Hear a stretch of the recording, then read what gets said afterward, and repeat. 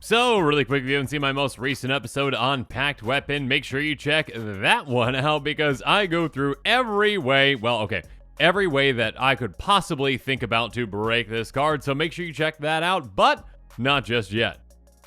Because you need to stay tuned for this episode, and my goodness, is this commander overpowered. I mean, this one has a ton of potential, can do some really crazy things, and yeah. With all that said, let's jump into it.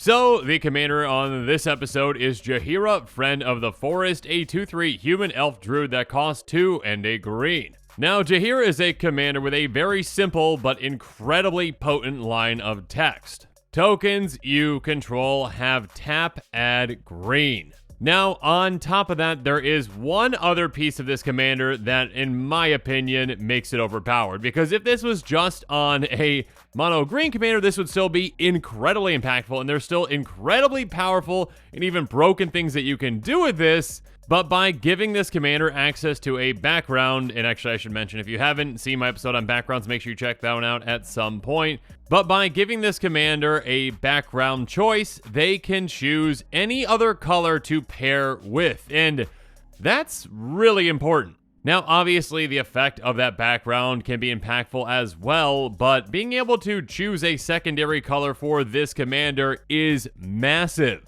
And we'll get to exactly why that is and what my recommendation for a background would be with this. Now, keep in mind, by having your tokens tap for a green, at a base level, yeah, okay, all your creature tokens essentially now are Llanowar Elves. They can tap for a green. They are mana dorks. But also, make sure you notice that this does not specify creature tokens. It's just tokens in general. Any of your tokens, it doesn't matter what in the world it is. It can be a creature token, it could be a treasure token, it could be a clue token. It does not matter what kind of a token it is, you can utilize it for mana. And again, if it is a creature token, it is going to be summoning sick, though again, we'll talk about ways, to get around that essentially. But of course, if the tokens that you are making aren't creatures, again, if they're treasures, those tokens are not summoning sick, obviously, because they're not creatures. Therefore, you can just tap them right away for mana. Now, obviously, with treasures, you technically could already do that, but you are sacrificing them. But instead of sacrificing them, now they are just mana rocks, essentially.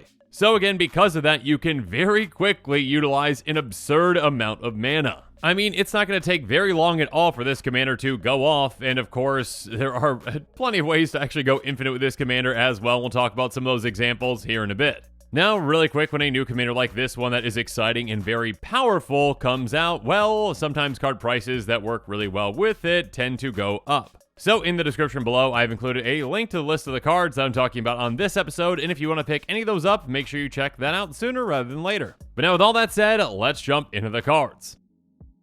So from what we know about backgrounds at this point, all the backgrounds that have been spoiled, my recommendation for the background that I at least would choose with this commander would be Street Urchin. First up, I was definitely looking for a red background, and we'll talk about exactly why here in a bit, but yeah, I think the most potent combination for this commander is going to be Gruul. At least I should say when it comes to a more casual meta. I mean, if you're going CDH with this, I have no idea. Maybe black so you can get tutors. Regardless, Street Urchin is a legendary enchantment background that costs 1 in red, and it has commander creatures you own have pay 1, sacrifice another creature or an artifact. This creature deals 1 damage to any target. So this actually can be a fantastic finisher for this commander. Again, if you're making a bunch of creature tokens, yeah, you can sacrifice a lot of them, and you can actually even just utilize their own mana that they produce, again, thanks to your commander, to sacrifice themselves to ping something for 1. And again, you can ping down creatures, but of course you can also just ping down players. And of course, keep in mind, it does specify another creature or an artifact. And again, yeah, this counts, again, treasure tokens, clue tokens, etc., etc., etc. So this is a potential fantastic finisher for this commander. And of course, on top of that, and more importantly, in my opinion, it does give your commander access to red. And that is important because,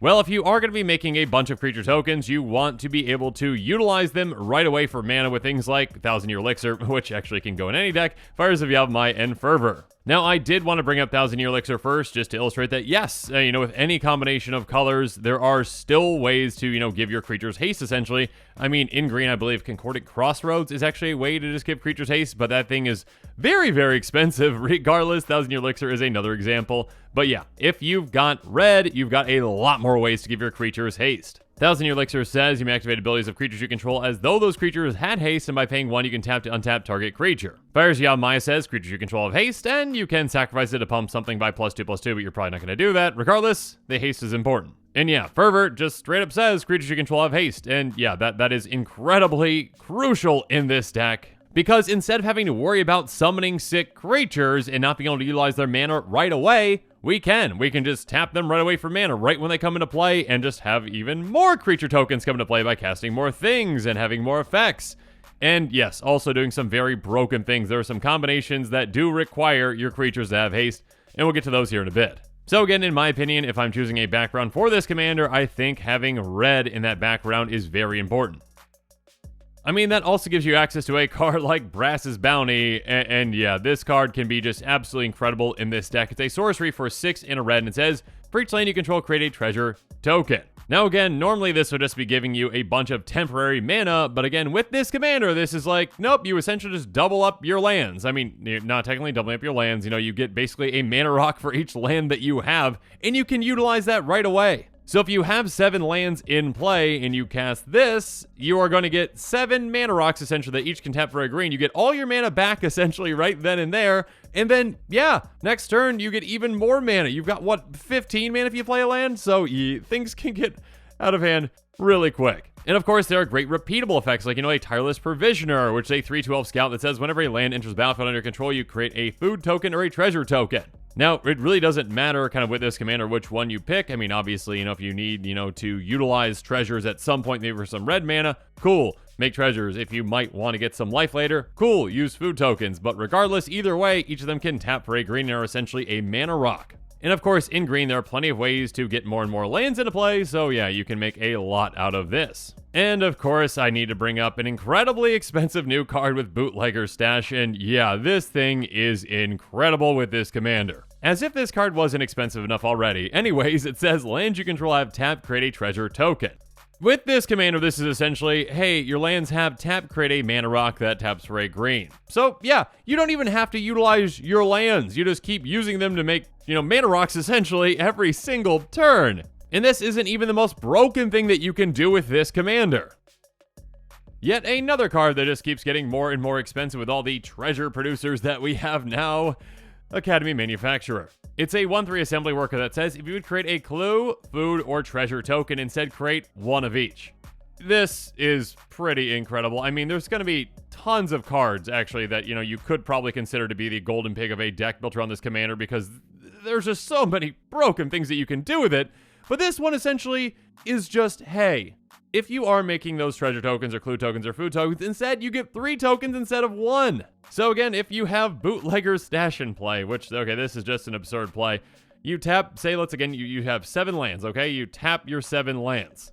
You make 7 treasure tokens, and with the Academy Manufacturer, of course, you also make 7 food tokens and 7 clue tokens, so that is 21 tokens right then and there that you just made. That again are essentially all mana rocks. So you just made 21 mana by tapping 3 lands, and again, that's permanent mana you get to just keep. You get to keep those mana rocks around. I mean, obviously, some Vandal Blast or whatever, yeah, they're gone, but still, you just ramped yourself into having access to 4 times as much mana next turn. Yeah, there are crazy things that you can do this commander, and I am actually really surprised that they did not specify creature tokens with it because, I mean, that's still incredibly powerful, and again, some of those broken things I'm going to talk about are with creature tokens here in a bit, but still. Essentially turning all your clues, foods, treasure tokens, etc., into mana rocks can lead to some very powerful plays.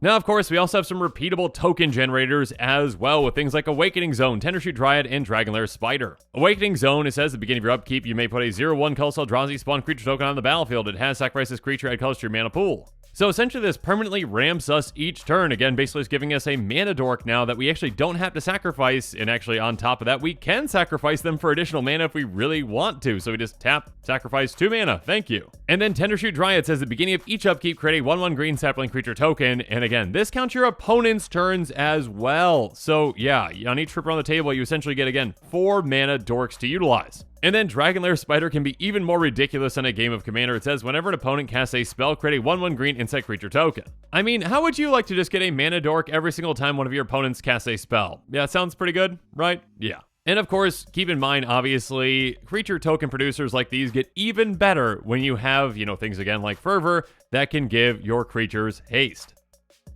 Obviously, again, like I pointed out earlier, with another landfall trigger, you've got, landfall effects like Zendikar's Royal and Scoot Swarm, which can make an absurd amount of creature tokens throughout the game, especially Scoot Swarm once you get to, 6 or more lands, because it starts making copies of itself instead of just 1/1 green insects. But yeah, with these colors, I mean, even just having access to green, you've got ways to make an absurd amount of tokens. And that now takes us to the really incredible effects that we see with Ant Queen, Jade Mage, and Goblin Warrens. Ant Queen is a 5/5 insect, but that's not important. The important part is pay 1 and a green, put a 1/1 green insect creature token onto the battlefield. So obviously, you can do some very powerful things with this just on its own with your commander. But again, by being able to, get access to red and give your creatures haste, this can get absurd. And of course, with very little effort, with another card, you can definitely go infinite with this too. Because again, if your creature tokens do have haste, you essentially just have to keep paying 1 mana to make a 1/1. That is, again, a mana dork. Because then that mana dork that you make can pay for that green pip, again, half of the mana to actually make another insect. You pay for the other half with something else, and then you make another insect, which can tap. Basically, your army can more than double, essentially, each turn with just this and your commander and a way to give haste in play. That's all you need. And again, in red, there are plenty of ways to give your creatures haste. Now, if you add one more card on top of that, and we'll talk about some here in a bit that can definitely help out and help you go even further infinite, with different ways. But yeah, even just like Heartstone, which reduces the activated abilities of creatures, the cost of them by 1, then you can just make an infinite number of insects with this, because then the activation cost is just going to cost a single green mana. And then, of course, even let's just say you don't feel like swinging out at your opponent's next turn or whatnot, you can just, use your background to then sacrifice all of your insects to ping everyone down, essentially. Or not even all, obviously. You've got an infinite number of insects. Sacrifice, 120? Yeah, I think you can afford that, even if your opponents are at their starting life totals. And then Jade Mage is very similar, but just slightly more expensive on the activation. Pay 2 and a green to do the exact same thing, but with a sapling. And obviously, again, there are plenty of ways to go infinite with this as well. Now, one that actually can just go infinite on its own as long as you've got one singular starting requirement is Goblin Warrens. And that starting requirement is that you have, okay, I did say singular, but I guess you need 2 goblins in play in order to do this. Now again, with a deck that benefits from having a ton of creature tokens that can tap for a lot of mana, yeah, there are plenty of ways to make a lot of goblins. So again, you very well might just include a lot of goblin cards in your deck as well, and then this can be pretty incredible. Because this has pay 2 and a red, sacrifice 2 goblins, put 3 1/1 red goblin creature tokens into play.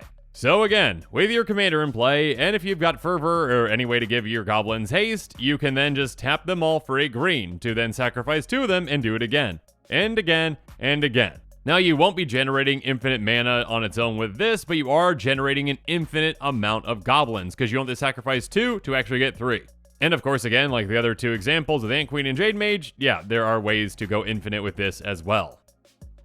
And some of those ways involve cards like Leyline of Abundance, Mana Reflection, and Nyx Bloom Ancient, which is very expensive. Yeah, Nyx Bloom is quite up there. Regardless, Leyline of Abundance, like other Leylines, if it's in your opening hand, you can begin the game with it on the battlefield, but the important part is, whenever you tap a creature for mana, add an additional green. So now, all of those mana dork tokens that you are making, tap for 2 instead of 1. So, of course, this plus Haste Enabler plus your Ant Queen equals infinite tokens, and this, plus, your starting requirement for that Goblin enchantment is essentially just infinite mana and infinite goblins as well. And actually, on top of that, you can pay 6 green and put a +1 counter on each creature you control, so sure, you can make your army infinitely large as well, too, but you really don't have to do that again because you've got your background, which you can then, utilize to sacrifice, your creatures to ping everyone down, too. But sure, go for it. Regardless, Mana Reflection says if you tap a permanent for mana, it produces twice as much of that mana instead. So, similar to Leyline of Abundance, but it also impacts, again, your, artifacts, like your treasures, your clues, and also impacts your lands too, which is just lovely. Well, for you. Not your opponents, but for you. And then, of course, the big one, Nyx Blue Ancient. If you tap a permanent for mana, it produces 3 times as much of that mana instead. This is now, hey, all of your mana rock tokens that you have essentially tap for 3, which is crazy. And again, of course, with Ant Queen, again, if you've got a Haste Enabler, that's infinite mana, infinite insects as well. Jade Mage is infinite, Saprolings, and then, of course, the Goblin one, if you're set up correctly, infinite mana, infinite Goblins. There are plenty of ways to, break and win with Nyx Blue Ancient. And speaking of other incredibly expensive cards that I just have to mention, because if I don't, someone will comment below. Yes, this commander can heavily benefit from cards like Parallel Lives, Doubling Season, and Primal Vigor, and can obviously be broken in many ways with them. Each of these do very similar things, but basically, hey, if you're going to make a token, you make 2 tokens instead. And again, each of these are incredibly expensive for many reasons, but yeah, very easy ways to go infinite. And even if you're not going infinite with this, just being able to, again, okay, I make a treasure token. Oh, wait, I get 2. And now essentially I'm just tapping that for 2 mana instead of just 1, which this can really speed up your process, obviously, and can really help you take over the game quite quickly, even without going infinite. Again, all around, this commander is really absurd, and definitely did not need the ability to choose a background. It did not need that additional help. But you do have that additional help, and again, you can build this deck in a variety of ways depending on which color you choose. Again, if you get access to red, haste, that's definitely a very, very important thing if you are going in a way that you want to use and abuse those creature tokens right away for their mana. Regardless, a very powerful commander, and yeah, I'm very interested to see what kind of backgrounds players choose. So yeah, which background would you choose? Let me know in the comments below. What is your build around this commander, and what do you think about her? And of course, on top of that, make sure you stay tuned to this channel for even more exciting quick takes and spoilers coming up. And with that, the show is coming to a close, so it's my turn to hear from you. So in the comments below, let me know what your thoughts on this episode are, and as always, thanks again, and have a good one. This show and episodes like this one are possible thanks to viewers like you. If you're looking for an easy way to help support this show, make sure that you like, share, and subscribe. Also, hit that bell notification icon so you don't miss any new episodes. You can also go check out our playmats and other merchandise at thecommandersquarters.com. We also have a ton of brand new t-shirt designs in stock, so make sure you check out those as well. Another easy way to support this show is with our TCG Player affiliate links. So whether you're buying a deck or individual cards, you can use this general link right here or one in the description. And the final way that you can support this show is by supporting us directly by becoming a patron. There are many benefits to being a patron, and I truly couldn't do this without all of their support.